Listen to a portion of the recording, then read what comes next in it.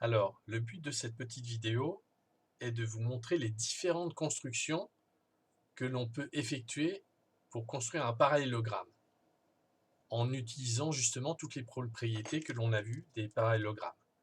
Alors, dans chacun des cas, je veux qu'on trace un parallélogramme A, B, C, D. D'accord? J'ai placé les points volontairement dans un ordre différent pour que vous voyez qu'en fait, à chaque fois, il faut réfléchir ou à la zone dans laquelle je dois placer mon point, le quatrième sommet. D'accord? Donc là, on va faire la construction, la première, qui consiste à dire, dans un parallélogramme, les côtés opposés sont parallèles 2 à 2. Donc là, je vais tracer, donc le parallélogramme il s'appelle ABCD, je vais tracer le côté AB, le côté BC, et donc le sommet D, A, B, C, D, le point D, il va être par là. Hein? Il ne peut pas être là-haut. J'aurais aussi un parallélogramme qui utilise ACB comme sommet, mais il ne s'appellerait plus ABCD, il s'appellerait ACBD. ACBD, si je mettais le point D là-haut. Et si je mettais le point D ici, j'obtiendrais aussi un parallélogramme, mais il s'appellerait ABDC.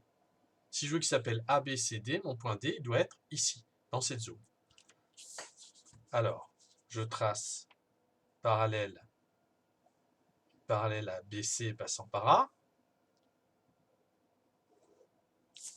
et une parallèle à AB passant par C. Et à l'intersection, j'obtiens le point D. Ça, c'est une première construction. Alors, c'est celle que vous ne verrez jamais faire au tableau, puisque il me faut... Là, je suis sur un bureau, donc c'est plus pratique, je peux tenir les deux instruments, mais quand je suis au tableau, avec une main, je tiens l'équerre, avec une deuxième main, je tiens la règle, et puis avec la troisième main, je trace le trait. Donc, c'est pas possible, c'est assez difficile à faire. Donc, moi, j'utilise plutôt la suivante. Alors là, pareil, même raisonnement, il s'appelle A, B, C, D. Mon point D, il va être ici. Alors là, j'utilise le fait que dans un parallélogramme, les côtés opposés ont même mesure, et là, j'utilise le compas. Je prends la mesure de AB, et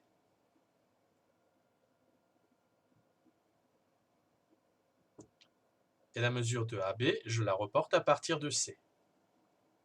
Et je la reporte dans la zone où je sais que va être mon point D. C'est pas la peine de faire l'arc de cercle par là ou par là. Si je sais que mon point D va être dans cette zone, à vue d'œil, je trace l'arc de cercle dans cette zone. Ensuite, je prends la mesure de B à C, et cette mesure, je la reporte à partir de A.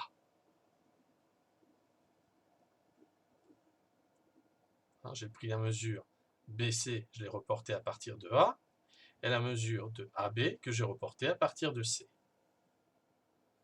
Et j'obtiens donc mon point D.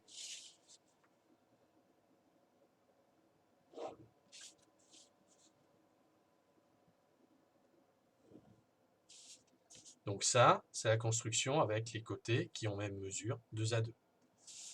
Autre construction possible. Alors là, c'est pareil. Le point D, A, B, C, D, mon point D va être par là.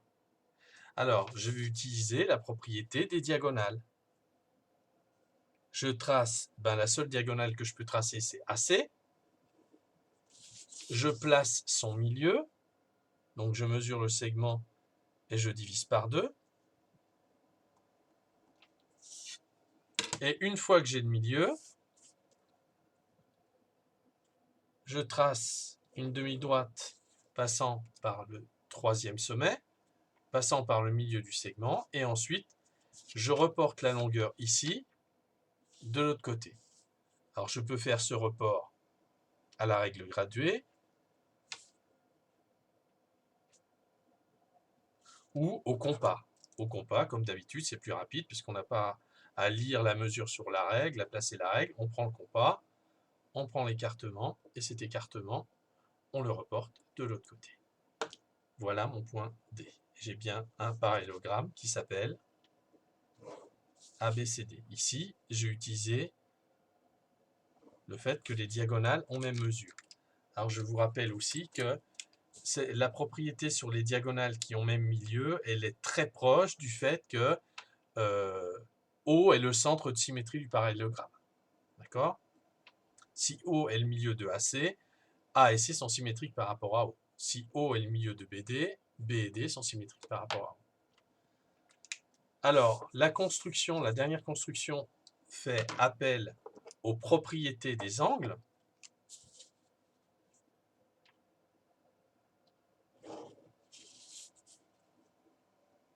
Alors, c'est peut-être la construction qu'on utilisera le moins.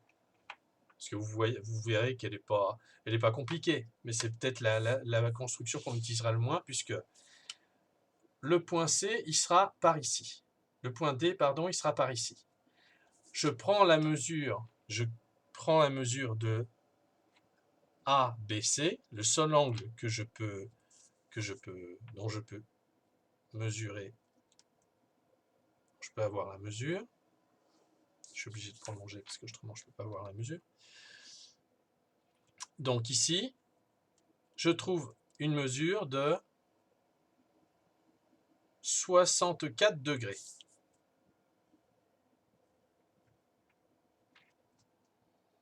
Alors, la propriété des parallélogrammes dit que deux angles consécutifs sont supplémentaires. Donc à 180, je retire 64, je trouve 116.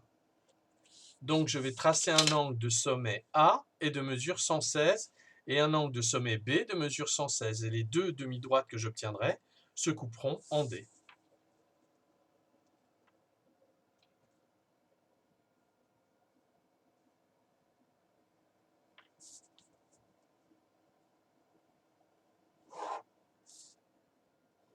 Là, j'ai tracé un angle de 116 degrés, 116 et 64, 180, et un autre angle de 116 degrés, mais cette fois de sommet C.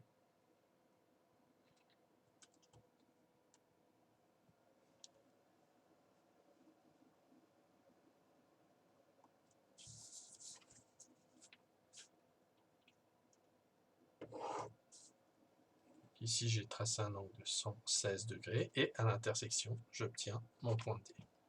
Et donc, on sait que cet angle-là va mesurer 64 degrés, puisque les angles opposés d'un parallélogramme ont même mesure.